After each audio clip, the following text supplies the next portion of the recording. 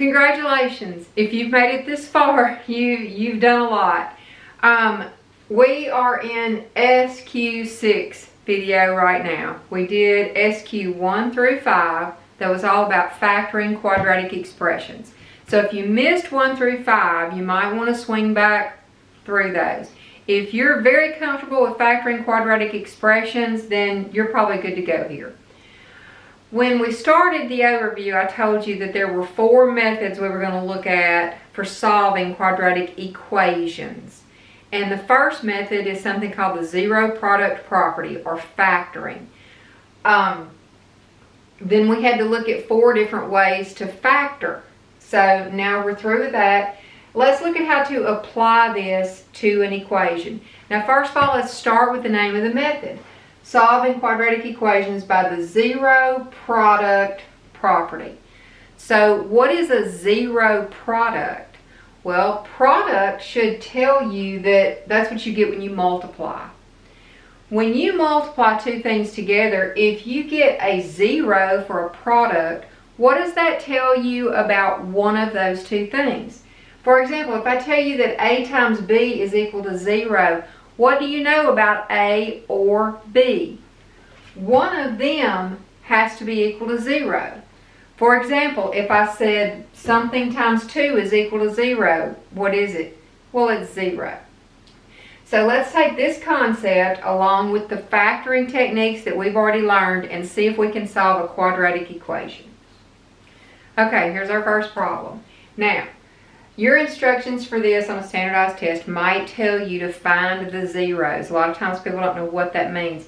Just means find the answers.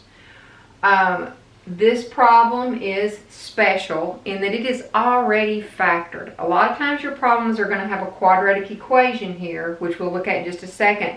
But this is the more basic version. A lot of the work has already been done for you. So now that you see this says x minus 5 times 2x plus 7 equals 0, what do you know about one of these 2 factors? This is a factor, this is a factor, this is the product, which is 0. So we're going to take both factors and we're going to say, well, x minus 5 could be 0, or 2x plus 7 could be 0. Now we're going to solve both of these. These are linear equations, so you just use your 4 steps, just like usual. Add 5 to each side, so x is equal to 5 for this one. Now in this one, we're going to subtract 7 from each side. 2x is equal to negative 7. Divide both sides by 2. X is equal to negative 7 halves. And you can leave it improper because it is lowest terms. So these are the 2 possible answers for this problem. 5, negative 7 halves. Now that's all you have to do from that point on.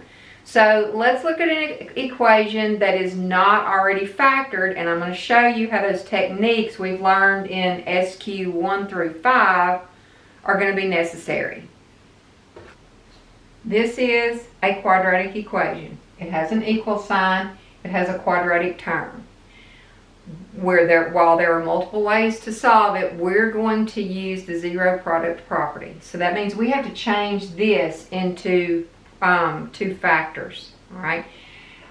It's a trinomial. So going through all those things we learned, how do you factor a trinomial? Well, first you see if there's a term in front of your leading coefficient. No, there's not one, or there's a 1. So we get to use the EZ method.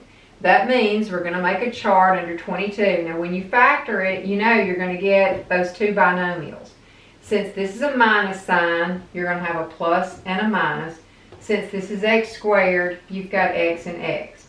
Now all we need to do is determine the numbers that go here and here. So for negative 22, I'm going to have positive 1, negative 1, positive 22, positive 1, negative 22. Negative 2, positive 11, positive 2, negative 11, 3, 4, 5, 6, 7, 8, 9, 10, 11. And that's all. We would turn around and start going back. Which pair adds up or combines to give me negative 9? That's going to be this pair right here.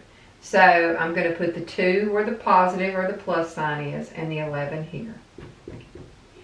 Now you have it in the same format as the problem we just worked. So you're going to make this into 2 smaller problems. X plus 2 is equal to 0. X minus 11 is equal to 0.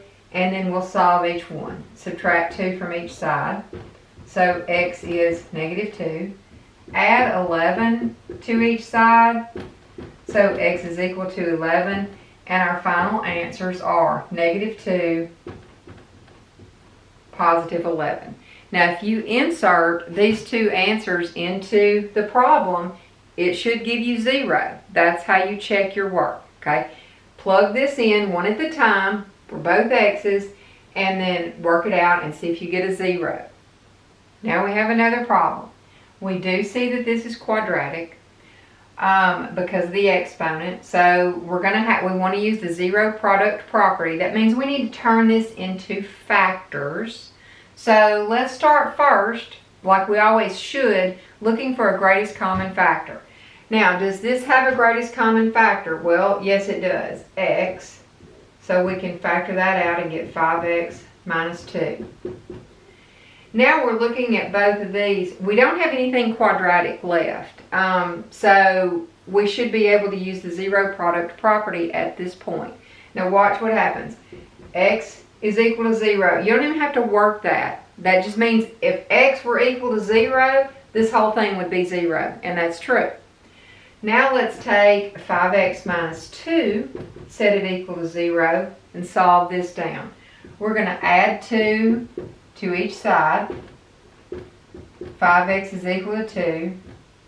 Divide both sides by 5. So x is 2/5.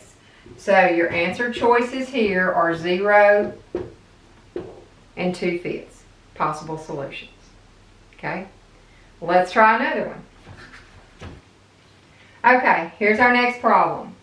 4x squared minus 28x is equal to negative 49.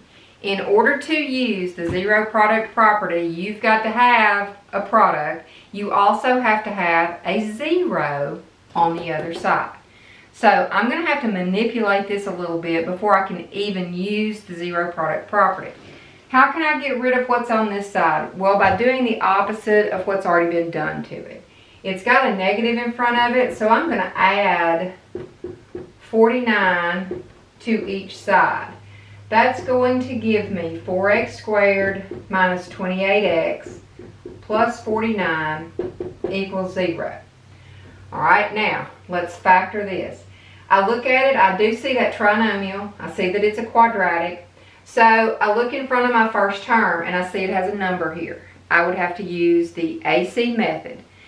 Something about this one caught my eye though. We had one lesson on perfect square trinomials and I said you don't use that a lot, but if you can, it's a nice shortcut. Well, what caught my eye here is that I have a perfect square, and a plus sign. If you remember, those were the first 2 check things to see if it was a trinomial square. Is this a plus sign and are these 2 perfect squares? So let me just check it real quick because if it is, that'll save me a lot of time. If I have to use the AC method, I'm going to multiply these 2 things together, factor that out, split this up, factor by grouping, and it takes a minute. So let's see, my middle term, in order to be a perfect square trinomial, my middle term has to be equal to 2 times the square root of this, which is 2x, times the square root of this, which is 7. 2 times 2 is 4, times 7 is 28x. I do have a perfect square trinomial. So all I have to do is follow my formula on that. And if you'll remember, that's the square root of the first term. So that's going to be 2x. And then you use whatever this sign is, minus the square root of this one, all squared. Okay? And since these are both the same, this is the same as 2x minus 7 times 2x minus 7. You only have to do it one time. So take 2x minus 7 now and set it equal to 0. And we're going to solve that. Add 7 to each side. So you get 2x is equal to 7. And then divide both sides by 2. So your answer is x 7/2. And that's going to be your only answer. That's the only zero of this equation. Okay? All right, let's try one more. Okay, here's our last problem. We do have a quadratic. We do have a 0. So all we need to do is factor that.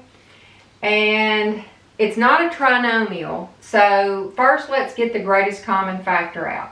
Now what's going to be the greatest common factor between 3x to the third and 12x? Well, 3 is the largest number that will go into both of them.